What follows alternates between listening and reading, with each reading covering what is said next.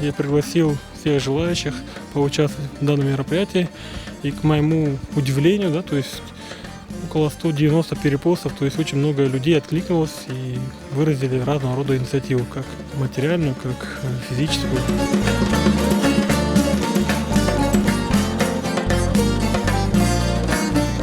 Мы приехали с Октябрьского поддержать брата нашего, Таймура Заира, да, и вот оказываем помощь его семье.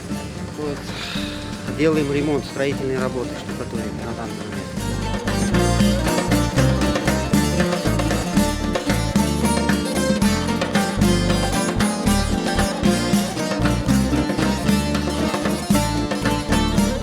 Благодарна еще хочу сказать всему джамату, да, который вот сегодня поддерживает нас, не только мою семью, не только меня, а всему джамату, который поддерживает сегодня те семьи, которые находятся в таком положении. Да, это есть пословица наших предков, да, брликте, трликте, да, то есть вот это очень важно.